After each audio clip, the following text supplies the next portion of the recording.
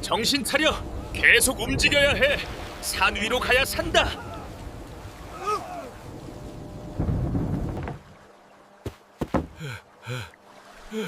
저게 뭐지? 저게 뭐지? 이걸 잡아야 한다. 제발 버텨줘.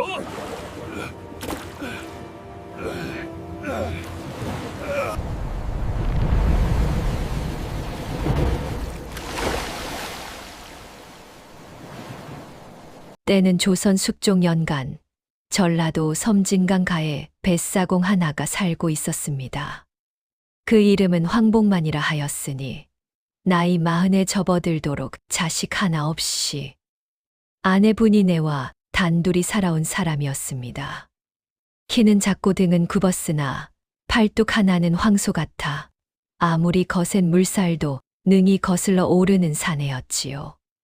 스물의 아버지 뒤를 이어 나룻배를 잡은 뒤로 단 하루도 강을 떠난 적이 없었습니다.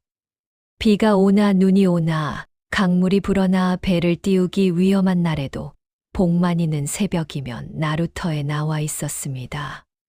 강을 건너야 하는 사람이 있는 한 뱃사공은 자리를 지켜야 한다는 것이 그의 신념이었습니다. 분이네는 이 세상에서 가장 고운 마음을 가진 여인이었습니다. 배운 것도 가진 것도 없었으나 가난한 이웃에게 밥을 내주고 병든 노인의 집을 청소해주며 강가를 지나는 나그네에게 물 한 바가지 건네는 것을 소일로 삼았습니다. 복만이가 손님을 건네주고 돌아오면 언제나 따뜻한 밥상이 기다리고 있었고 비가 오는 날이면 도롱이를 챙겨 강가로 내려왔습니다. 배가 뜨지 않아 손님이 없는 날에도 분이네는 남편 곁에 앉아 함께 강을 바라보았습니다. 말이 없어도 둘이 같은 방향을 보고 앉아 있으면 그것만으로도 하루가 넉넉하였습니다. 사람들은 그런 분이네를 보며 말하였습니다. 저 뱃사공은 마음씨 고운 아내 하나 잘 만난 덕에 사는 사람이야. 복만이도 그 말을 들을 때마다 쑥스럽게 웃으며 고개를 끄덕였습니다. 틀린 말이 아니었으니까요. 다만 아이가 없는 것이 두 사람의 유일한 한이었습니다. 혼인한 지 15년이 지나도록 아이 소식이 없었습니다. 이웃집 아이들이 제잘거리며 강가로 뛰어오면 분이네는 반갑게 맞아주면서도 돌아서면 잠시 멍하니 강물을 바라보았습니다. 복만이도 그것을 알았습니다. 그래서 해마다 정월 대보름이면 분이네가 혼자 강가에 나가 달을 향해 손을 모을 때 복만이는 모르는 척 그 뒤를 따라와 멀찍이 서서 함께 빌었습니다. 두 사람 다 입 밖에는 내지 않았지만 서로 알고 있었습니다. 그해 여름 섬진강 상류에 전례 없는 폭우가 쏟아졌습니다. 사흘 밤낮으로 비가 퍼부으니 강물이 불어 논밭이 잠기고 마을의 초가 지붕들이 물에 떠내려갔습니다. 하늘이 회색 장막을 두른 것처럼 어두웠고 빗소리가 워낙 커서 옆 사람 목소리도 들리지 않았습니다. 강가 마을들은 짐을 챙겨 뒷산으로 대피하였고 소와 닭을 끌고 오르는 사람, 쌀자루를 이고 비틀거리는 사람, 아이를 업고 달리는 사람들로 산길이 인산인해를 이루었습니다. 복만이 부부도 살림의 절반을 잃고 뒷산으로 올라가 이웃들과 함께 빗속에서 밤을 지새웠습니다.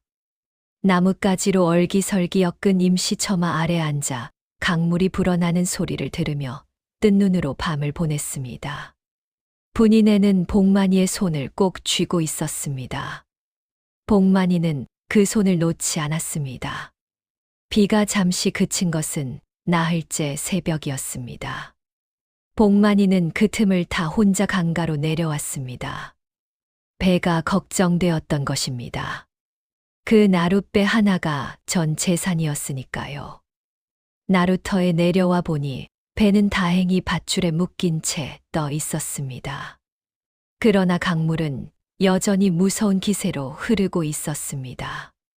황토빛 흙탕물이 소용돌이치며 강과 나무들을 삼키고 있었고, 상류에서 떠내려온 통나무며 집단이며 온갖 것들이 물 위를 가득 채우고 있었습니다. 복만이가 밧줄을 다시 단단히 묶고 있을 때였습니다. 강 상류 쪽에서 무언가 떠내려오고 있었습니다. 처음에는 쓸려온 통나무인가 싶었습니다. 그런데 가만히 보니 그게 아니었습니다. 항아리만 한 나무 괴짝이었습니다. 뚜껑은 밧줄로 단단히 동여매어져 있었고, 괴짝 위로 물이 출렁거렸지만 신기하게도 가라앉지 않고 둥실 떠서 내려오고 있었습니다. 안에 공기가 가득 차 있는 것이 분명하였습니다. 복만이는 이상한 느낌이 들었습니다. 온몸에 털이 쭈뼛하는 듯한 느낌이었습니다. 심장이 까닭없이 빠르게 뛰었습니다. 그는 생각할 겨를도 없이 강으로 뛰어들었습니다. 거센 물살이 온몸을 당기고 흙탕물이 눈을 가렸으나 복만이는 평생 이 강에서 살아온 사람이었습니다. 물살의 방향을 읽으며 비스듬히 헤엄쳐 괴짝에 손을 뻗었습니다. 한 번 빗나갔습니다.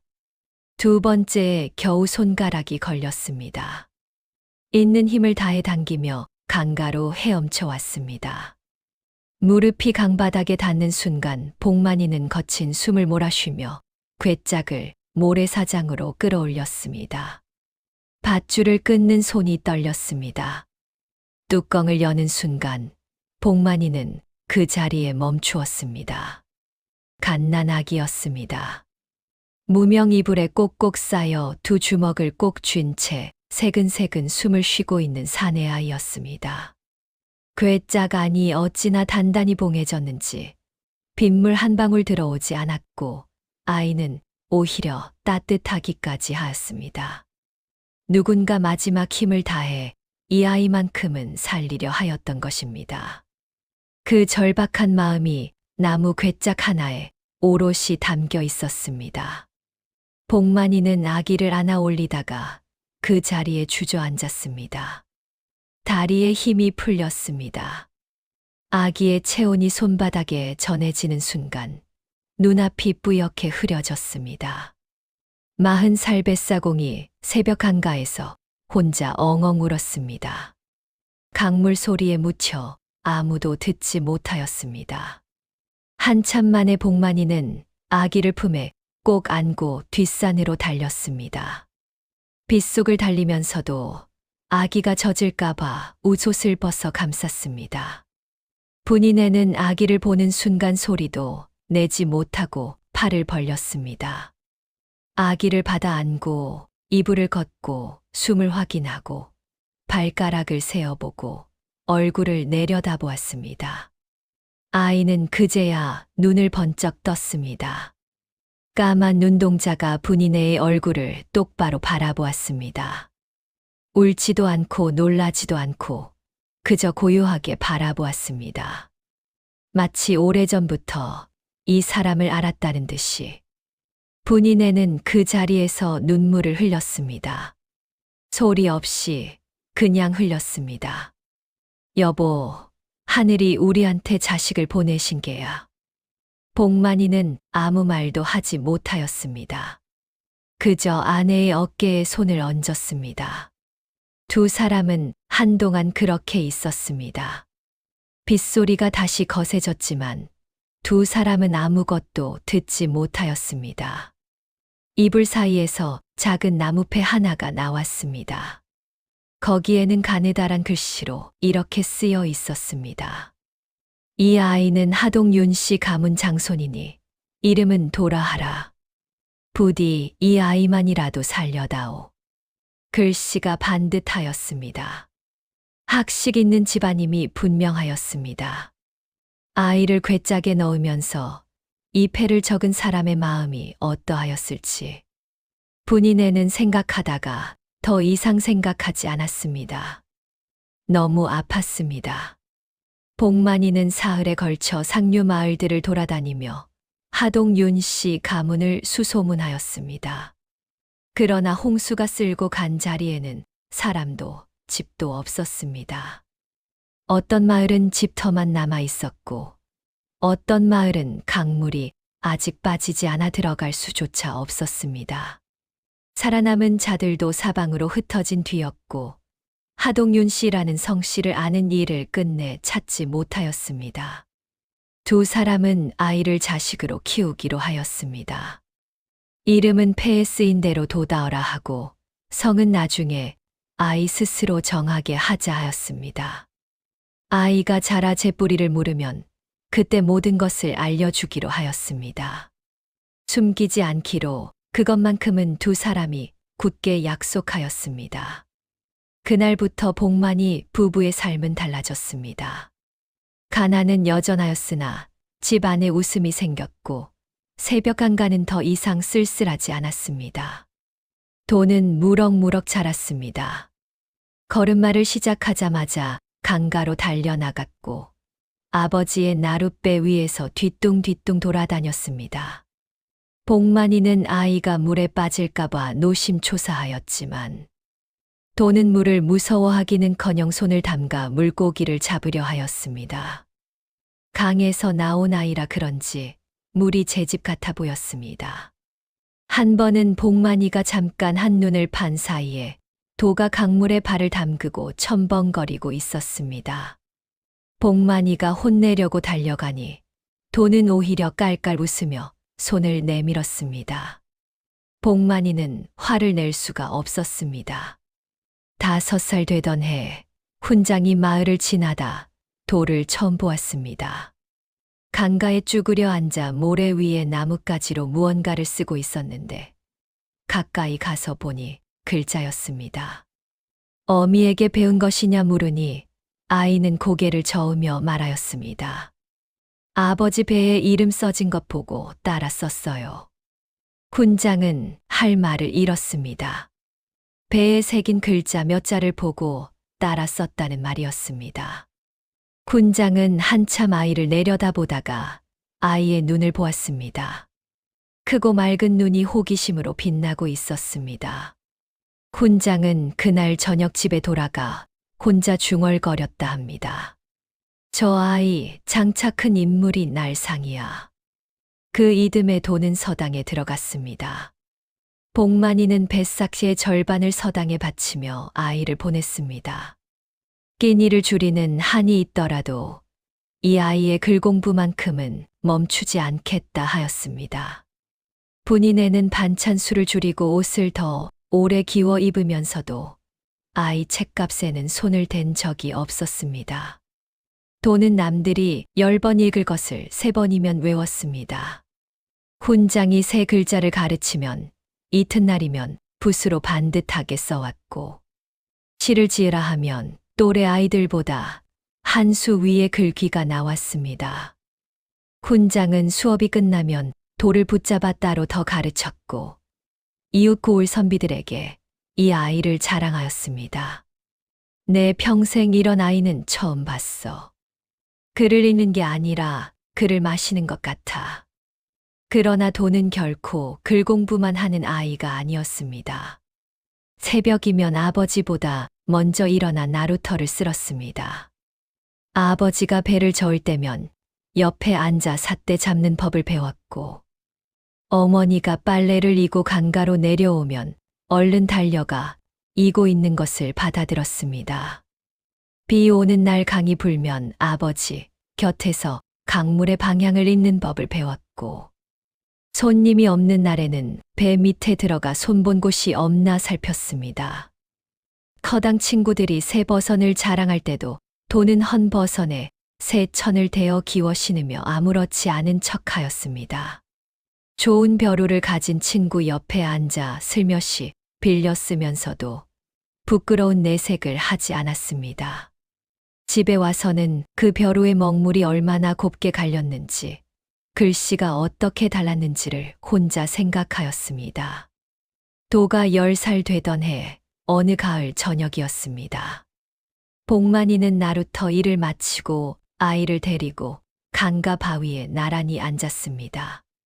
강물이 달빛을 받아 은빛으로 반짝이고 있었습니다.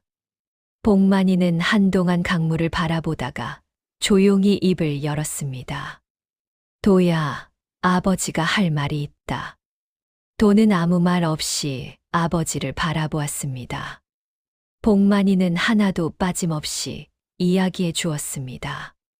폭우가 쏟아지던 새벽, 강물에 뛰어들던 것, 괴짝을 끌어올리던 것, 뚜껑을 열었을 때 아이가 눈을 번쩍 뜨던 것, 그리고 나무패에 쓰인 글씨까지. 이야기를 마친 복만이는 품에서 나무패를 꺼내어 아이의 손에 쥐어 주었습니다. 도는 달빛 아래 나무패를 오래 들여다보았습니다. 가느다란 글씨를 손끝으로 천천히 따라가며 읽었습니다. 한참 만에 고개를 들어 강물을 바라보았습니다. 아버지 무섭지 않으셨어요? 그 물살에 뛰어드는 게. 복만이는 잠깐 생각하다가 말하였습니다. 무서웠지. 근데 뛰어들었어. 왜요? 그냥 그래야 할 것 같아서. 도는 나무패를 두 손으로 아버지에게 돌려주었습니다. 아버지가 갖고 계세요. 그것뿐이었습니다. 울지도 않았고 더 묻지도 않았습니다. 다만 그날 밤 호롱불 아래 오래 앉아 있었습니다. 분이 내가 이불을 덮어주며 자라 하였지만 도는 한동안 강물 소리를 들으며 앉아 있었습니다. 무엇을 생각하는지 아무도 몰랐습니다. 그 고을에서 복만이 부부가 유일하게 불편하게 여기는 사람이 있었으니 마을 서쪽 기와집에 사는 양반 류만석이었습니다. 류만석은 일찍이 복만이의 선친에게 논서 맞이기를 빌려 농사를 지어 돈을 모은 인물이었습니다. 빌린 것이 분명하였고 복만이의 선친도 살아생전 아들에게 그 이야기를 여러 번 하였습니다. 류서방이 우리 논을 빌려 쓰고 있으니 내가 죽거든 꼭 돌려받아라. 그런데 선친이 세상을 떠나자 류만석은 슬그머니 그 땅을 자기 것으로 문서를 꾸몄습니다. 고을 이방과 짜고 한 일이었으니 힘없는 뱃사공 복만이가 감히 맞설 수 없었습니다. 복만이가 이방에게 따져보러 갔더니 이방은 서류를 들이밀며 말하였습니다. 문서에 도장이 찍혀 있소. 당신 아비가 류대감께 팔고 간 거 아니오? 복만이는 그 억울함을 가슴 깊이 묻어두고 살았습니다. 힘없는 백성이 양반과 맞서다 더 큰 화를 당한 이웃들을 너무 많이 보아왔기 때문입니다. 그래서 류만석이 강을 건너러 오면 뱃삭을 깎아주었고 마주쳐도 먼저 고개를 숙였습니다. 그런데 류만석은 이상하게도 복만이를 불편해하였습니다.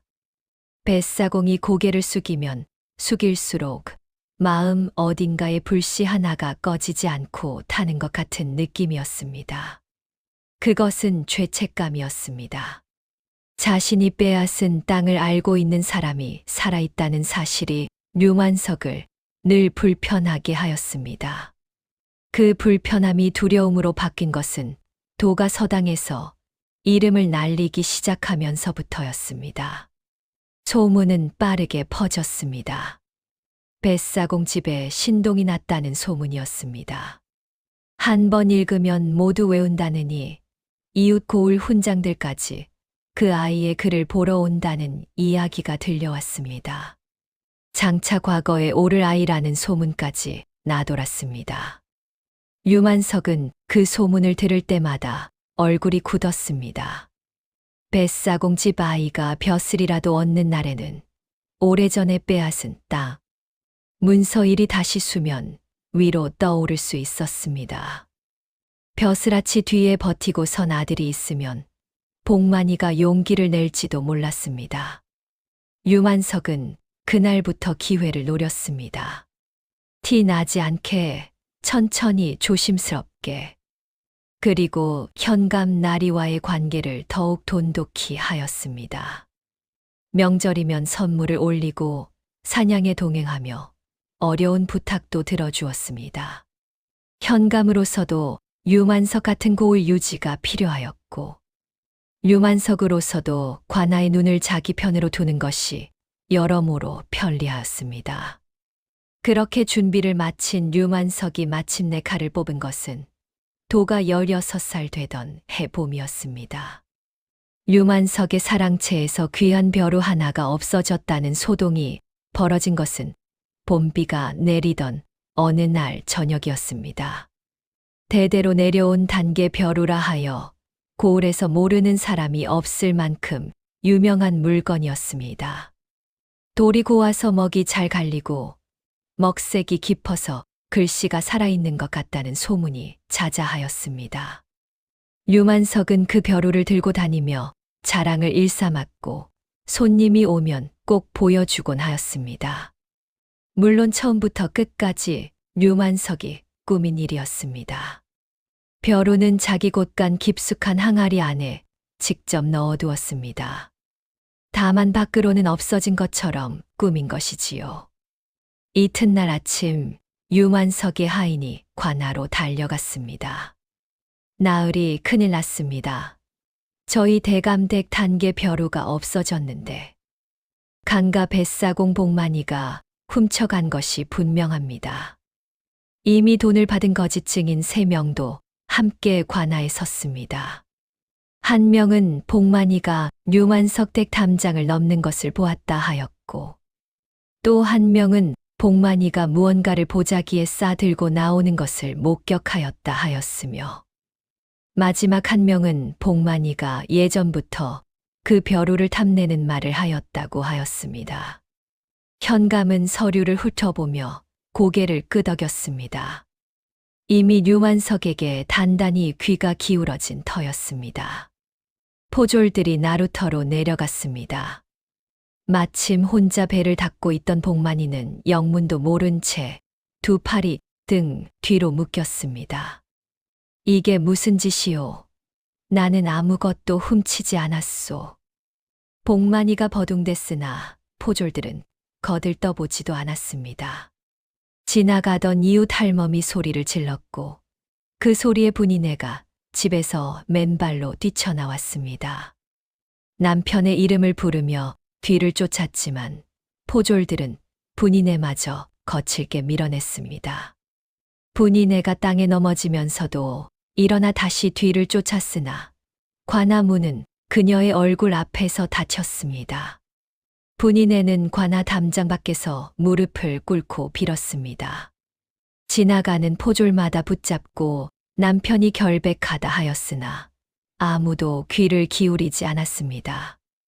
학당에서 돌아온 도는 집이 텅 비어 있는 것을 보았습니다.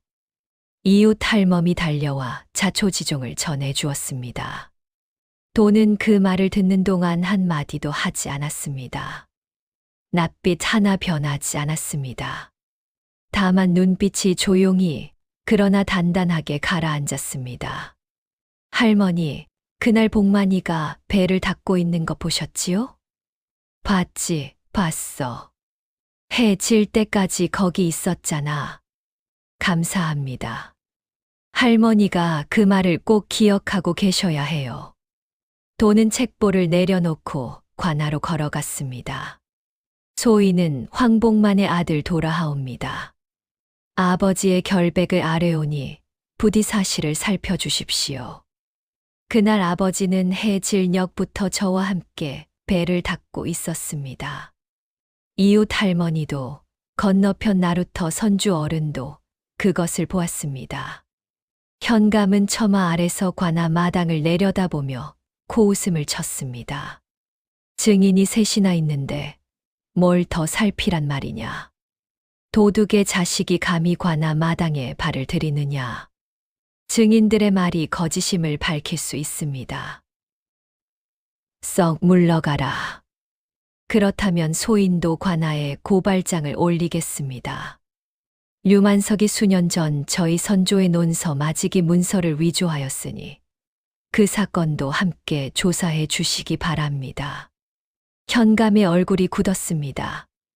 눈짓 한 번에 포졸들이 달려들었고 도는 관아 마당 밖으로 내던져졌습니다. 돈은 마당에 나뒹굴었습니다. 무릎이 깨지고 손바닥에서 피가 났습니다. 그러나 천천히 일어나 먼지를 털었습니다. 그리고 관아 문을 바라보았습니다. 힘으로는 안 된다는 것을 알았습니다. 돈도 없고 백도 없었습니다. 그렇다면 가진 것을 써야 하였습니다. 도에게 있는 것은 딱 하나였습니다. 붓과 먹, 그리고 글. 그날 밤 도는 집에 돌아와 호롱불을 켰습니다. 어머니 분이네는 아직 관아 담장 밖에 있었습니다. 도는 이웃 아주머니에게 어머니를 데려다 달라 부탁하고 혼자 방에 들어 앉았습니다. 분이네가 돌아왔을 때 도는 이미 먹을 갈고 있었습니다. 얘야, 밥은? 나중에 먹겠습니다. 어머니 먼저 드세요. 분이네는 아무 말도 하지 못하고 밥상을 차렸습니다. 그리고 아이 옆에 상을 놓아두었습니다. 도는 몇 숟가락 뜨고는 다시 붓을 잡았습니다.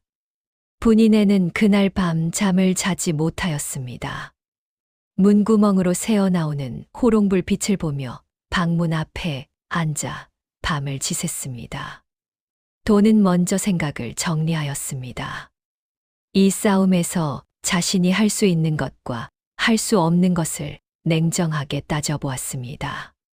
관아는 이미 류만석 편이었습니다. 고을 안에서 호소해봤자 소용없었습니다. 그렇다면 고을 밖 가명으로 나가야 하였습니다.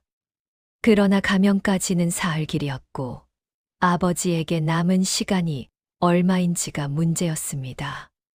소문에 따르면 현감이 사흘 안에 형량을 정한다 하였습니다.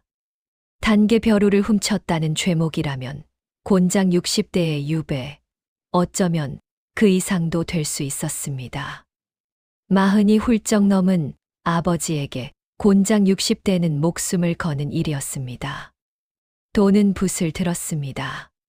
첫 번째 글은 가명관찰사에게 보내는 진정서였습니다. 류만석이 벼루 분실 사건을 꾸민 정황, 증인들이 돈을 받은 것으로 추정되는 정황, 복만이가 그날 저녁 어디 있었는지에 대한 목격자들의 이름, 그리고 류만석이 수년 전 저지른 땅 문서 위조까지. 도는 알고 있는 모든 것을 하나도 빠짐없이 기록하였습니다. 감정을 앞세우지 않고 사실만을 논리의 순서대로 써 내려갔습니다. 읽는 사람이 첫 줄에서 마지막 줄까지 흐름을 잃지 않도록 구성하였습니다. 16살 소년의 글이라고는 믿기 어려울 만큼 문장이 단단하고 빈틈이 없었습니다. 두 번째 글은 마을 사람들에게 보내는 호소문이었습니다. 도는 붓을 들기 전에 오래 생각하였습니다. 마을 사람 하나하나의 얼굴을 떠올렸습니다. 강을 건너며 아버지에게 신세진 행상 아저씨, 병이 났을 때 어머니가 약을 다려준 과부 아주머니, 흉년의 아버지가 뱃삭 없이 건네준 머슴들, 그리고 류만석에게 땅을 빼앗기거나 곡식을 갈취당하거나 이유 없이 종아리를 맞은 사람들. 도는 생각하였습니다. 저 사람들이 두려운 것은 당연합니다. 나도 두렵습니다. 그러나 두려움이라는 것은 혼자 있을 때 가장 큽니다. 함께 있으면 반으로 줄어든다는 것을 도는 알고 있었습니다. 우리 아버지가 억울합니다. 그러나 이 억울함은 우리 집만의 것이 아닙니다. 류만석의 소나귀에서 신음하는 사람이 이 마을에 얼마나 많습니까? 힘없는 우리가 각자 흩어져 있으면 아무것도 할 수 없습니다. 그러나 하나로 모이면 진실을 밝힐 수 있습니다. 두렵지 않은 사람이 어디 있겠습니까? 하지만 이 두려움을 함께 지면 무게가 절반으로 줄어듭니다. 글이 완성된 것은 새벽 사경이 넘어서였습니다. 호롱불이 기름을 다 태우고 꺼져가고 있었습니다. 도는 어둠 속에서 잠깐 눈을 감았습니다. 그리고 날이 밝기 무섭게 자리를 박차고 일어났습니다. 문을 열자 보니 내가 문 앞에 앉아 있었습니다. 뜬 눈으로 밤을 새운 것이 역력하였습니다. 어머니, 다녀오겠습니다. 본인에는 아무 말도 하지 않았습니다. 그저 아이의 두루마기 매무새를 고쳐주었습니다. 손이 떨렸습니다. 도는 먼저 서당 훈장을 찾아갔습니다. 훈장은 새벽 문을 두드리는 소리에 나와 보다 도를 보고 안으로 들었습니다. 글을 건네받아 읽기 시작하였습니다. 읽는 동안 침묵이 흘렀습니다. 훈장은 안경을 고쳐 쓰고 다시 읽었습니다. 다 읽고 나서도 한동안 말이 없었습니다. 이 글을 내가 썼느냐? 예. 훈장은 긴 한숨을 내쉬었습니다. 그리고 말하였습니다. 글이 아무리 훌륭해도 읽어줄 사람이 없으면 소용없다. 그러나 나는 오늘 이 글이 반드시 읽힐 것이라 생각한다. 내가 장터에서 읽을 때 내가 먼저 자리를 잡고 사람들을 불러 모으겠다. 훈장의 집을 나서며 도는 마을을 뛰어다녔습니다.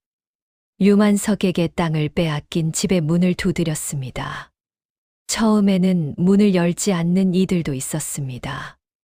안에서 인기척이 나는데도 문이 열리지 않았습니다. 도는 물러서지 않았습니다. 문 앞에 서서 조용히 말하였습니다. 저도 두렵습니다. 그런데 아버지가 억울하게 옥에 갇혀 있습니다. 증인이 되어 달라는 것이 아닙니다. 그냥 자리에 있어 주세요. 사람들이 모여 있다는 것만 보여주세요. 그 말에 문이 열리기 시작하였습니다. 도는 그 길로 강 건너 고을로 가는 행상꾼을 붙잡았습니다. 가명으로 가는 진정서를 손에 쥐어 주었습니다. 이것을 가명 관찰사 나리 손에 꼭 전해 주십시오.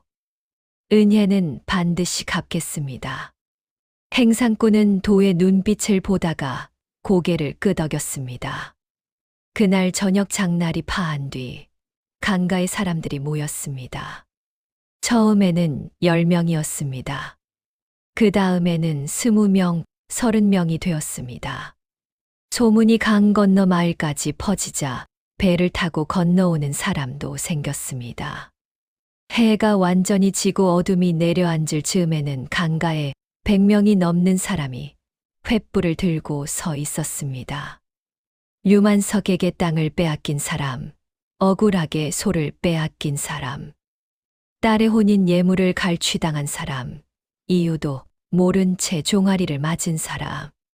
저마다 억울함을 품고 있었으나 혼자였을 때는 입을 열지 못하던 사람들이었습니다. 오늘 처음 만나는 사람들이 서로 얼굴을 마주보며 고개를 끄덕였습니다. 나만 당한 게 아니었구나. 그 작은 깨달음이 횃불처럼 번져나갔습니다. 도가 횃불 앞에 섰습니다. 글을 들어 올렸습니다. 목소리가 처음에는 떨렸습니다. 그러나 첫 문장을 읽자 바람이 잦아든 것 같았고 강물도 잠시 숨을 죽이는 것 같았습니다. 읽어 내려갈수록 도의 목소리는 단단해졌고 마지막 구절에 이르렀을 때는 강물 소리보다 우렁찼습니다. 군중 속에서 누군가 먼저 울음을 터뜨렸습니다. 그 울음이 옆 사람에게 옮겨가고 또 옮겨가며 강가에 조용히 퍼졌습니다. 그리고 한 노인이 손을 들었습니다. 이 마을에서 가장 나이 많은 칠순 할아버지였습니다. 나도 증인이 되겠다. 유만석한테 밭을 빼앗긴 것이 나만 아니야. 그 말이 끝나기 무섭게 여기저기서 같은 말이 터져 나왔습니다. 나도. 우리 집도 있어. 함께 가겠소. 그날 밤 사람들은 새벽까지 앉아서 각자 당한 일을 하나하나 이야기하였습니다. 도의 붓은 쉬지 않았습니다. 강가에 바람이 불어도 횃불이 꺼지지 않았습니다. 누군가 부채로 바람을 막아주었고 누군가 먹물이 마르면 물을 가져다 주었습니다. 이름 없는 사람들이 이름 없이 밤을 지켰습니다. 다음 날 아침 해가 뜨자마자 관아 앞에 사람들이 모여들기 시작하였습니다. 도가 앞에 서고 전날 밤 강가에 모였던 사람들이 뒤를 따랐습니다. 저마다 자신의 피해를 적은 종이를 손에 들었습니다. 소리를 지르지 않았습니다. 돌을 던지지 않았습니다. 그저 묵묵히 서 있었습니다. 관아 안에서 현감이 창문 너머로 내려다보았습니다. 처음에는 코웃음을 쳤습니다. 뱃사공 아이 하나가 선동한다고 겁낼 것이 있나. 그냥 두면 제풀에 흩어질 것이야. 그런데 한 시즌이 지나도 사람들이 줄지 않았습니다. 오히려 늘어났습니다. 강 건너에서도 배를 타고 건너오는 사람들이 생겼습니다. 지나가던 장꾼들이 발걸음을 멈추고 서서 바라보다가 그대로 자리를 잡고 섰습니다. 아침나절에 수십 명이었던 것이 점심 무렵에는 200명을 넘어섰고 해가 중천에 이를 즈음에는 300명에 가까워졌습니다. 현감의 이마에 땀이 맺히기 시작하였습니다. 이 정도 규모라면 가명의 보고가 올라갈 것이 뻔하였습니다. 관찰사가 직접 내려오는 날에는 자신과 유만석 사이에 유착 관계가 드러날 수 있었습니다. 그때 예상치 못한 일이 벌어졌습니다. 마을 서쪽 길에서 말 한 필이 빠르게 달려들었습니다. 가명 깃발을 든 사내였습니다. 도가 이틀 전 행상꾼 편에 부탁하여 가명으로 보낸 진정서가 이미 관찰사의 손에 닿아 있었던 것입니다. 가명에서 온 관리가 말해서 내려관아 앞 광경을 천천히 살펴보았습니다. 각자의 억울함을 적은 종이를 들고 묵묵히 서 있는 수백 명의 사람들을. 그리고 도가 내민 진정서를 처음부터 끝까지 읽었습니다. 현감 나오시오. 현감이 식은땀을 닦으며 마당으로 내려왔습니다. 이 진정서에 적힌 내용을 가명에서 직접 조사하겠소. 복만이는 즉각 석방하고 유만석은 조사가 끝날 때까지 출입을 금하시오. 이 자리에 모인 분들의 증언도 모두 기록으로 남기겠소. 현감은 입술을 달싹이다가 아무 말도 하지 못하였습니다. 잠시 후 관아 안쪽에서 복만이가 걸어 나왔습니다. 걸음이 비틀거렸습니다. 며칠 굶어 얼굴이 쪼그라들어 있었고 등은 성하지 않았습니다. 햇빛 아래 눈을 가늘게 뜨며 마당을 바라보는 복만이의 눈에 수백 명의 사람들이 들어왔습니다. 자신을 위해 저 많은 사람이 서 있었다는 것을. 복만이는 잠시 그 자리에 서서 눈만 껌벅였습니다. 분이네가 담장 밖에서 달려들어 남편을 붙잡았습니다. 말도 없이 그저 꼭 안았습니다. 도도 달려갔습니다. 아버지의 팔을 잡았습니다. 복만이는 아들 얼굴을 한참 들여다보다가 아무 말 없이 이마를 아들의 어깨에 기댔습니다. 마흔이 훌쩍 넘은 뱃사공이 아들 어깨에 기대어 소리 없이 울었습니다. 관아 앞에 서 있던 사람들이 조용히 박수를 치기 시작하였습니다. 처음에는 작은 소리였다가 점점 커졌고 나중에는 강 건너까지 들릴 만큼 우렁차졌습니다. 가명의 조사는 열흘에 걸쳐 이루어졌습니다. 관찰사가 직접 파견한 조사관이 유만석의 집을 샅샅이 뒤졌습니다. 사랑채, 안채, 광 구석구석을 뒤졌으나 처음에는 나오지 않았습니다.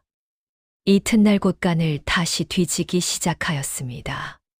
한쪽 구석에 쌓인 항아리들을 하나씩 열어나갔습니다.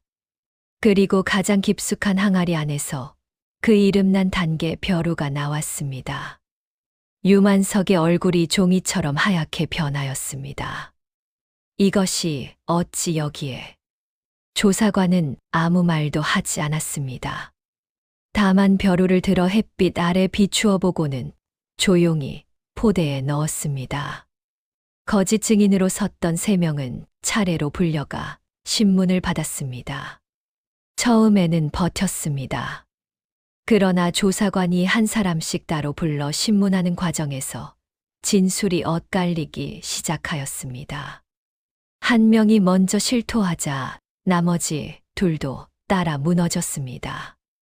류만석에게 각각 쌀 2가마씩을 받고 거짓 증언을 하였다고 하였습니다. 땅 문서 위조건은 가명의 법리 전문가가 파고들었습니다. 문서에 찍힌 도장의 인주색이 같은 식이 다른 문서들과 달리 너무 선명하였습니다. 오래된 문서치고는 지나치게 깨끗하였습니다. 이방을 따로 불러 신문하자 사흘을 버티다가 결국 실토하였습니다. 류만석이 뒤에서 돈을 쓴 것이 근원이 복만이 선친의 것이 맞다는 것이 밝혀졌습니다. 류만석은 무고죄, 증거 조작죄, 문서 위조죄로 단단히 묶여 가명으로 압송되었습니다. 현감도 직을 잃었습니다.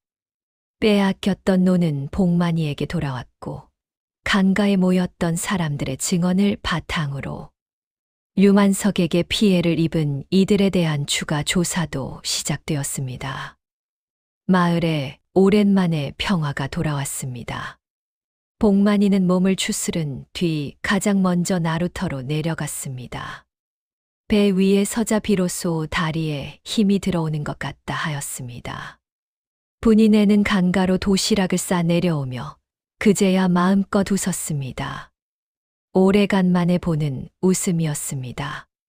그 일이 있고 나서 4년이 지난 뒤였습니다. 도가 20살이 되던 해 늦가을이었습니다. 어느 날 아침 나루터에 낯선 일행이 나타났습니다. 선두에는 갓을 쓰고 도포를 차려입은 중년 사내가 있었고 그 뒤로 하인 둘이 짐을 들고 서 있었습니다. 차림새가 범상치 않았고 눈빛에 기품이 있었습니다. 복만이가 배를 저어가서 강을 건네주고 돌아오는데 그 일행이 강을 건너오지 않고 나루터 주변을 서성이고 있었습니다. 어디로 가시려오?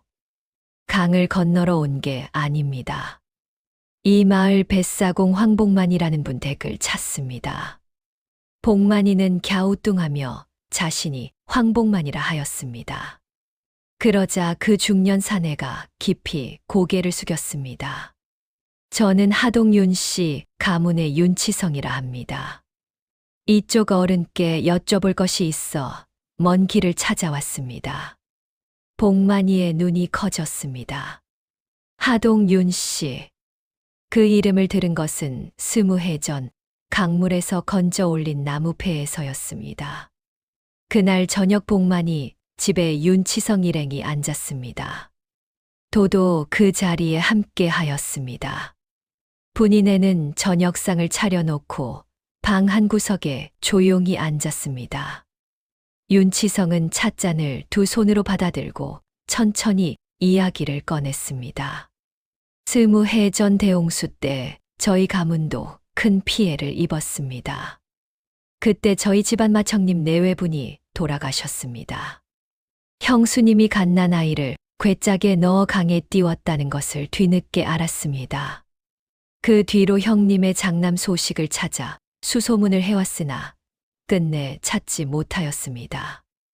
방 안이 조용해졌습니다. 복만이와 분이네가 서로를 바라보았습니다. 그런데 몇 해 전부터 이 고을 뱃사공 집에 신동이 났다는 소문이 들려왔습니다.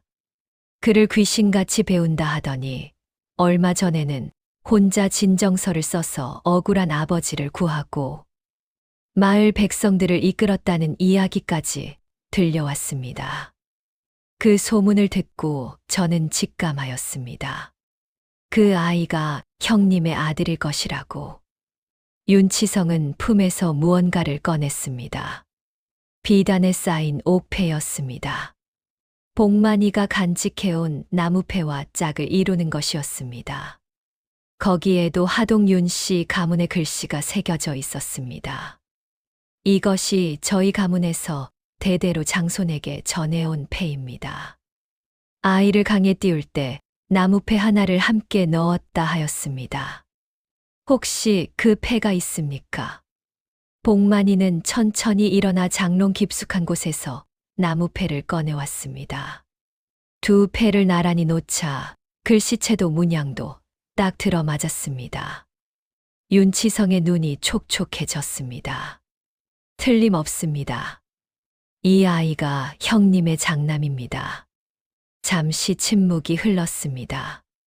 그리고 윤치성이 돌을 바라보며 말하였습니다. 조카님. 아니, 이제는 윤도 조카님이라 불러야겠습니다. 저희 가문으로 돌아와 주십시오. 형님 내외분이 일찍 가시는 바람에 가문의 대를 이을 사람이 없습니다. 도 조카님이 돌아오신다면 가문의 모든 재산과 토지를 물려받으실 수 있습니다. 한양에 기와집도 있고 전라도와 경상도에 걸쳐 논밭도 상당합니다. 조카님의 학문이라면 가문의 이름을 다시 세울 수 있을 것입니다. 도는 그 말을 듣는 동안 눈 하나 깜짝하지 않았습니다. 그저 윤치성의 얼굴을 조용히 바라보았습니다. 방 안이 다시 조용해졌습니다. 분이네는 치마폭을 꽉 쥐었습니다. 복만이는 밥상 위를 내려다보았습니다. 한참 만에 도가 입을 열었습니다. 이야기를 들려주셔서 감사합니다. 제가 어느 집안에서 왔는지 알게 되었으니 그것만으로도 오늘이 고마운 날입니다. 도는 잠깐 멈추었다가 말을 이었습니다. 그러나 저는 이 집을 떠날 수 없습니다. 윤치성이 눈을 들었습니다. 저를 낳아준 부모님이 계신다는 것, 그분들이 저를 살리기 위해 마지막 힘을 다하셨다는 것을 압니다. 그 은혜를 가슴에 새기겠습니다. 그러나 저를 키워준 부모님이 여기 계십니다. 도는 천천히 고개를 돌려 복만이와 분이네를 바라보았습니다. 아버지는 거센 물살에 몸을 던져 저를 건지셨습니다.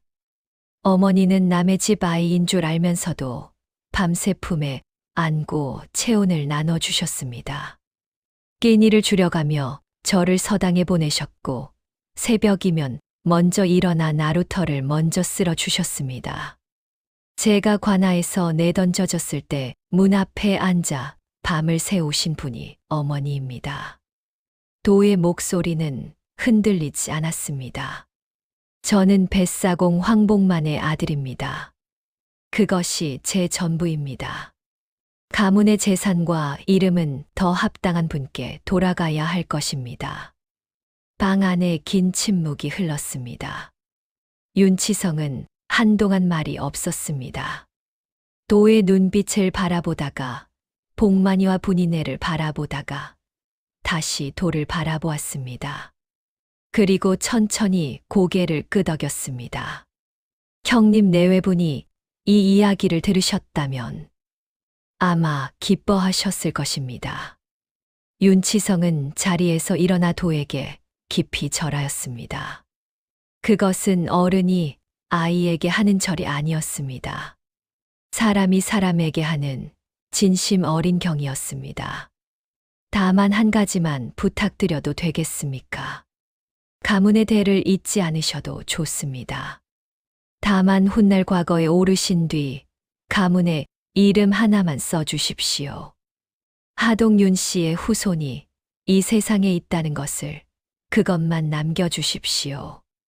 도는 잠시 생각하다가 고개를 끄덕였습니다. 그것만큼은 기꺼이 하겠습니다. 윤치성 일행이 돌아간 뒤 방 안에 세 사람만 남았습니다.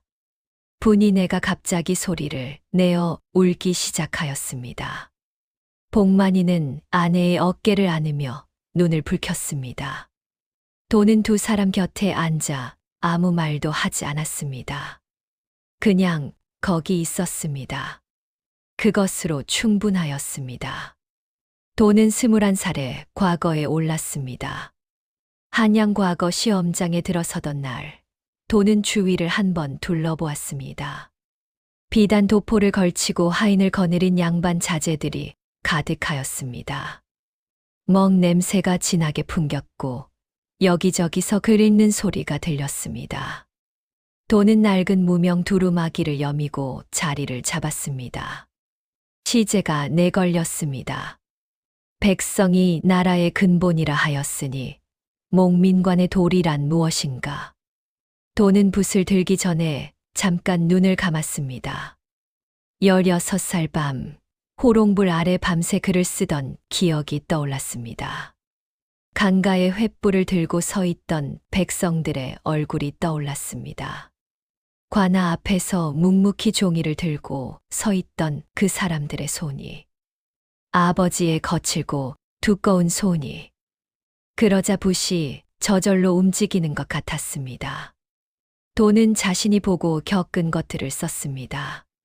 강을 건너며 살아온 사람들의 이야기를, 억울함을 혼자 사귀다 마침내 함께 목소리를 낸 사람들의 이야기를.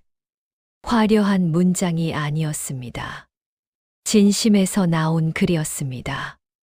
방목에 이름이 붙던 날, 도는 뛰쳐나오다시피 시험장을 빠져나와 그 길로 말을 빌려 섬진강을 향해 달렸습니다. 사흘을 달려 고향에 들어서니 나루터에서 복만이가 배를 묶고 있었습니다. 해가 막 기울어 강물이 주홍빛으로 물드는 시간이었습니다. 두루마기 차림에 도가 강가로 뛰어들자 복만이가 고개를 들었습니다. 두 사람은 한참을 마주 보았습니다. 아버지, 급제하였습니다. 복만이는 말이 나오지 않았습니다. 삿대를 배 위에 천천히 내려놓았습니다. 나루터에서 배를 젓기 시작한 뒤로 한 번도 그 삿대를 이렇게 내려놓은 적이 없었습니다. 평생 처음이었습니다. 도가 배에 뛰어올라 아버지의 손을 잡았습니다. 복만이의 손은 삿대와 노에 달아 두껍고 거칠었습니다. 마디마디가 굵었고 손바닥에는 굳은 살이 가득하였습니다. 평생 강물과 싸워온 손이었습니다. 도는 그 손을 두 손으로 꼭 잡았습니다. 말 한마디 없이 그냥 잡고 있었습니다. 강가에서 그 모습을 바라보던 분이네가 치마폭에 얼굴을 파묻었습니다. 그날 새벽 강물에서 건져낸 작디 작은 아이가 이제 아버지 손을 잡고 있었습니다. 20여 년이 한꺼번에 가슴을 치고 지나갔습니다. 마을 사람들이 소문을 듣고 모여들었습니다.